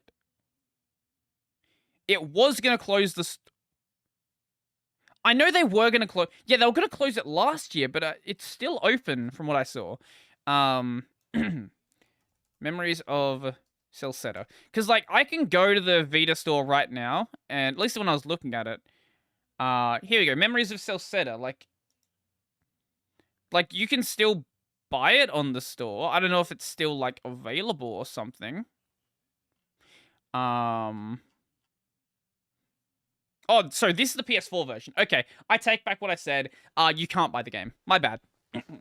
Either way, I was going through the store, and this game, you can buy it on Steam right now for like $20, maybe $10 or $5 on a special. $80. $80 for a PS Vita game that came out 10 years ago? When did Memories of Celceta come out? It came out in almost 10 years ago. It came out in actually no, it did come out 10 years ago. 2012. So 10 years ago as of September. 10-year-old Vita game, $80. Cashies likes to sort of mark up a lot of their prices, and they don't really like to budge on their pricing. This is the store where I found this at. I found this figure at. That's really bright and overblown. Actually, wait, I'm going to do something. Go whoop. That's too far. Go whoop. Ah, come on, we can go further. There we go. There. Oh, look at that. Perfect.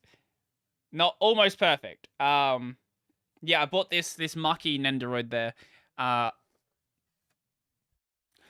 But they've got a bunch of other Love Live Nendos there as well. I think they've got I want to say they have an Ellie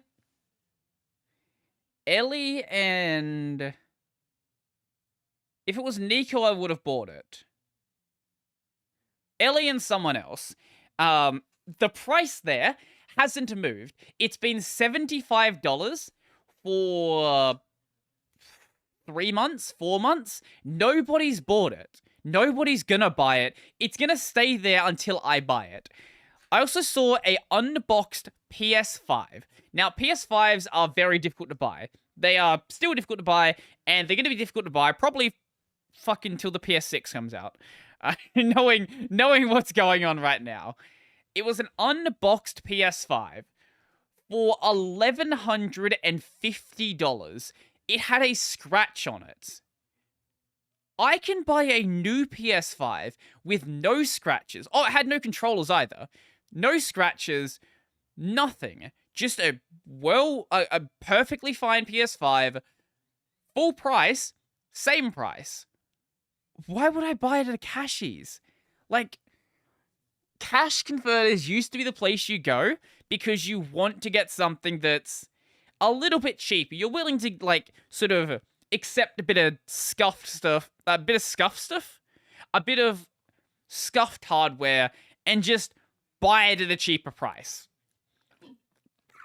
Cashies now is like, we're gonna sell this for as much profit as possible. We're gonna buy, like, they have acted, like, straight up told me, we will buy this for a third of the retail price and then sell it for, like, a third of whatever the market price is and then sell it. So, they probably bought these for, like, $20. They probably bought that PS5 for, like, $300. Or $350. And then sell it for, like, 300% of the price. Like, how about you, like, drop the price down a little bit? Like, just at all. I would pay $900 for it, maybe $800. But, like, why is it full price? Like, why is it full price? Oh, Cashies. If you want to actually save money going to a thrift shop here, the best place is probably Savers. Savers doesn't know what they have, and they don't care what they have. I was there probably, I want to say a month ago, and there was a couch, like a full couch. 2-seater couch.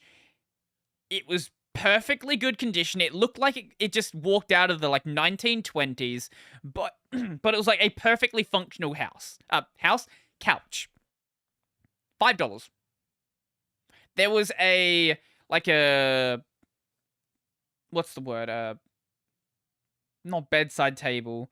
Like a table you would normally have in front of your couch to put your tea and coffee on.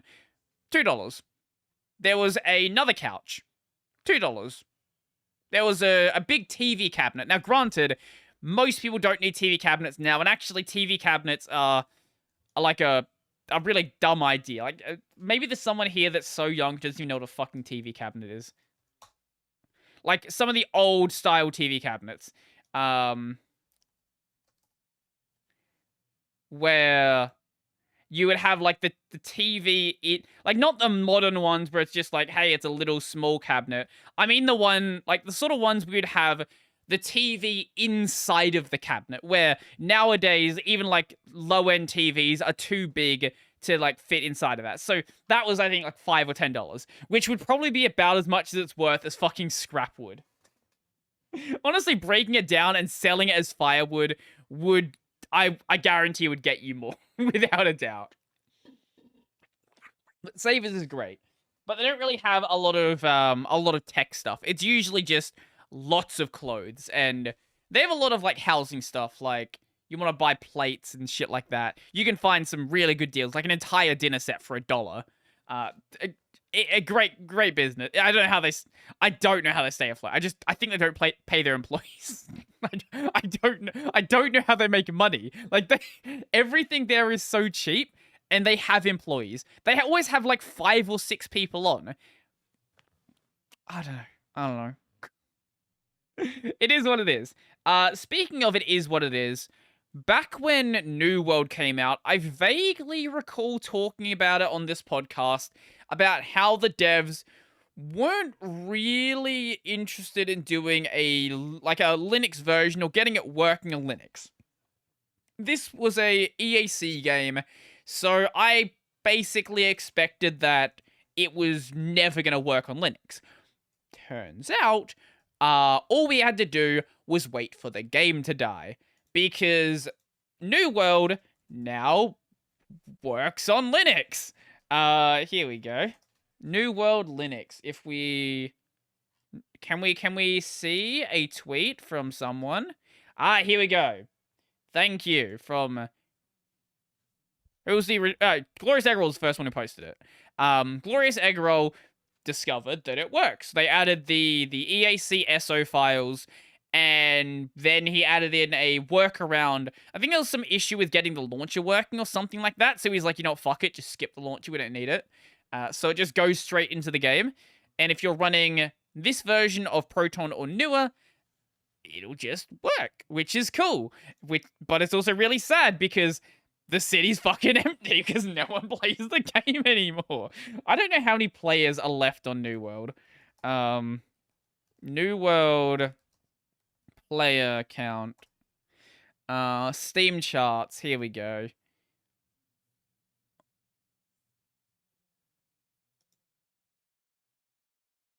Playing 3 minutes ago.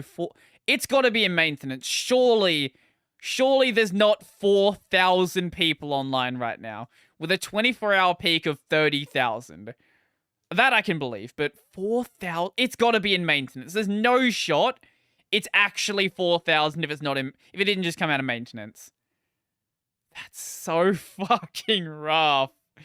Man, I feel bad for those devs because the New World devs are like you can see how bad it got. Like October 400,000, November drop 250,000 players, December drop 70,000 players.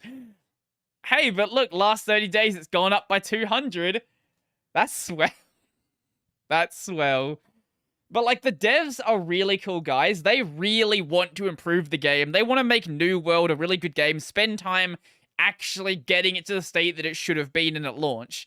But it's going to take them a long time to get New World to a state where people are willing to give it another shot. Like, I feel like a lot of the early players are probably really burnt on it, and it's going to be like, what was that really shitty game that came out and then it was shit, and then devs spent like a couple of years working on it and made it good?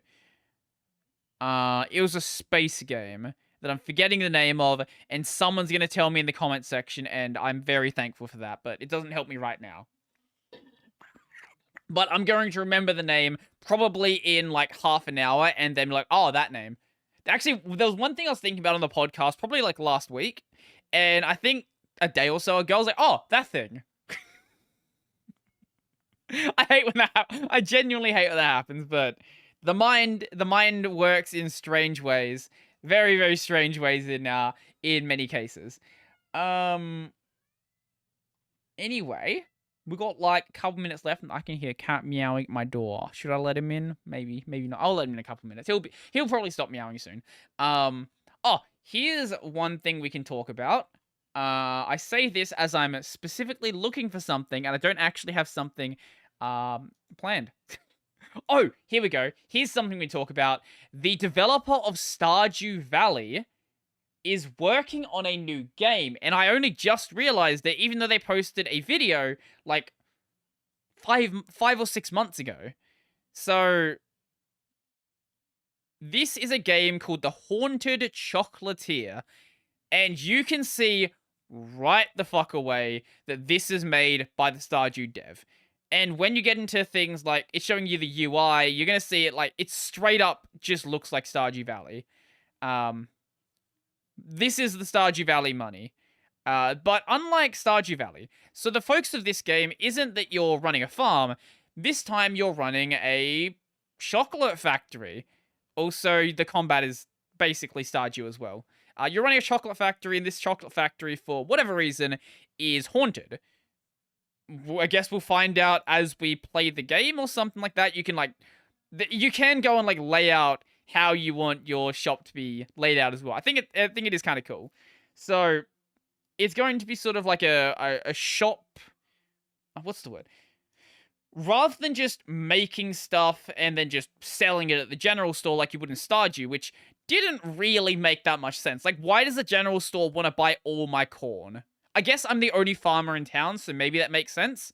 But here you're going to be running like an actual store, and I guess the way you lay out your store is going to have sort of some relevance to what people want to buy and where people go. So you're probably going to have to worry about things like traffic management and things like that. Also, there's other weird shit going on. Like, this is really techie place.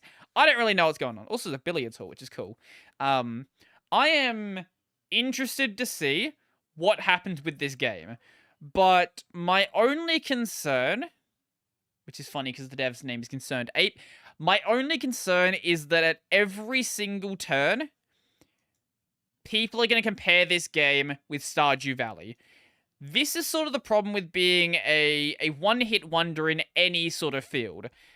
Everything you do after that initial hit, which was a fucking massive success, is always going to be compared to the first hit. Whether it was with Gangnam Style and Psy or any artist that came before him, whether it's with this dev and Stardew Valley, or really actually any indie dev, like any of the big indie devs out there. Take the devs of Bastion, Supergiant. They released Bastion. Bastion was a massive hit. There would have been a lot of pressure to make sure their second game was good. Was the second game Transistor? I want to say the game they made after Bastion was Transistor, but I might be forgetting something. Games, let's see. Yeah, Transistor was after Bastion. Transistor was also a massive success. Then they did Pyre, and I don't know anybody who even remembers that Pyre exists. It might have been a good game. Maybe, but it certainly wasn't the success that we saw back with Transistor and Bastion. Then they dropped Hades, and Hades is incredible. I think Hades needs like a expansion, but Hades is really good. My only problem with Hades is it gets kind of tedious, because unlike Dead Cells where they add in new weapons and add in new areas, you're always running with the same 7 base weapons, 6, and then there's like different versions of those weapons. So really there's like 24 or 30 weapons, but you're always running the same areas and the same bosses, and once you've gotten through the game a couple of times, it's kind of easy. Like, it's kind of easy to get through it. Obviously, there are the challenge modes, but besides that, it's still the same content. But I was talking about Haunted Chocolatier. Hopefully the dev ends up making a good game. It's probably going to be a great game, considering what Stardew is. But it's going to live in the shadow of Stardew unless it is somehow the greatest game ever created. And maybe it will be. I don't know. It's entirely possible that's going to happen. But even if it's just really good, a lot of people are going to be disappointed. It's like Relogic. If Relogic ever wants... Like, Relogic are the devs of Terraria. If Relogic ever tries to do... They don't need to. Like, the devs of Like, these guys can literally just... They can chill for the rest of their lives and never do anything. They did make 2 other games. Pixel Piracy and... I've never heard of these games. Probably because no one cared. But, like, if the devs of Terraria ever made anything else, it would always live in the always live in the shadow, especially if it wasn't Terraria related. Like, if they made, you know how Minecraft dungeons exist. If they made a Terraria dungeons, I think that could live in its own sort of siphoning off of what Terraria is. But if they want to make something that was a new IP, I would be worried. I would be worried. I wouldn't be worried about the quality. I would just be worried about their mental health. But, yes. We've got a couple more things. I was going to talk about the new anime season. I guess we can briefly go over that and then end off the podcast. So, new anime season. Shield Hero. I'm very excited for Shield Hero. I've mentioned I'm a fan of Shield Hero, probably. I don't know. I'm gonna demonstrate I'm a fan of Shield Hero. Give me 1 second. Here we go. Here's volume 14 of the light novel. You can't see it. You can't fucking see it at all. It's just very, very bright. Oh, there we go. Look at that. Man, I actually kind of love this. I really do love this, the filter here. That actually does really help for showing off stuff. I'm a big fan of Shield Hero. It's great, it's lovely, and I want more of it. The anime was a bit rough, but hey. 3rd season of Kaguya-sama, which I haven't seen the 2nd season, but I love the 1st season. I need to go and watch the 2nd season, and when I do, I will go and watch this. Spy X Family, I hear, is supposed to be really good. It's a Wit Studio Cloverworks work, which these are 2 of my favorite studios. Wit Studio is the Attack on Titan studio, or at least the original one. And then Cloverworks does a lot of really, really cute anime. They did Dress Up Darling as well, which, you know, I'm watching Dress Up Darling right now. It's very good. I can see why people said Dress Up Darling is great. 2nd season of Komi-san, which it's Komi-san, so like I have to watch it. I don't know what this is, but hey, it looks cute. I didn't watch a lot of stuff that happened last season. A lot of the last like anime season. Maybe I'll watch a bit more this season, especially because a lot of cute stuff happening, like this one. But there's the 4th season of Date Alive, which I don't know how there's 4 seasons of Date Alive. The 2nd season was terrible, but apparently it gets better. So maybe I should go and check it out. There is a 2nd season of Dike ga Koi, which is basically like two scientists fall in love with each other, and then the entire series is basically them trying to scientifically explain the feelings they have for each other. And they're doing like experiments, like sort of, you know, fucking sciencey stuff. Going on dates and trying to like measure their heart rate to quantify what it means to actually be attracted to someone. It's a fun series. I recommend it. What else do we have in here that might be fun? I don't know what most of this stuff in here is going to be, but sports anime. I like sports anime. Maybe I'll have to watch this. I haven't watched a good sports anime in a while, and it's by Production IG, and I trust that Production IG can actually do something good. 2nd season of Machikado Mazuku, which might be good. 1st season was aight. I didn't realize this was coming. 2nd season of Nijisaki. I liked the 1st season. It was kind of fun. So hey, more Love Live, always fun. Wait, is this a badminton anime? This is a badminton anime. I can't say I've ever seen a badminton anime. Wait, and this by the... Wait, is... That studio I recognize... Wait. Am I recognize that for the right reason? No, I'm not. I thought they were a different studio. I don't... Okay, sure. OLM. Oh, OLM did Komi-san. OLM was also the Pokemon studio. Okay, that's why I recognize OLM. Okay. Why is the Pokemon studio doing a badminton anime? Sure. Okay. Oh, new Blackrock Shooter anime. The original Blackrock Shooter anime was terrible. But I guess I have to watch it. Also, there's so much fucking isekai stuff. There is so much isekai anime. I'm just scrolling past it.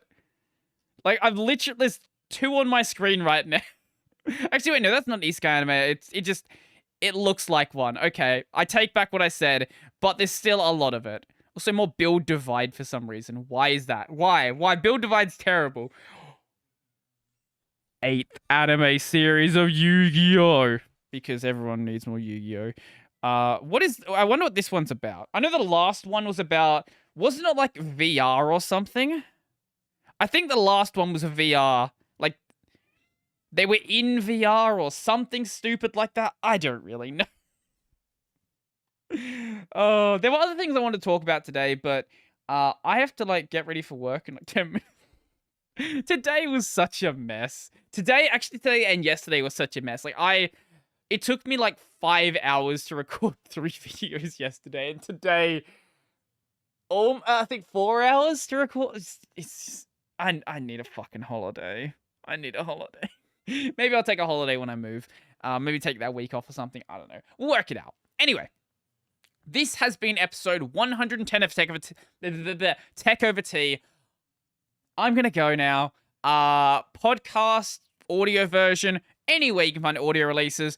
Video version, YouTube. Go watch it if you want to go see the r/play stuff, which I started the podcast with. If you're still somehow here listening to the entire audio version, gaming channel is Brody Robson Plays. At some point in 55 days, it won't be a dead channel anymore. We'll be back playing Kingdom Hearts, and I'll be very excited for that. Also, Hollow Knight.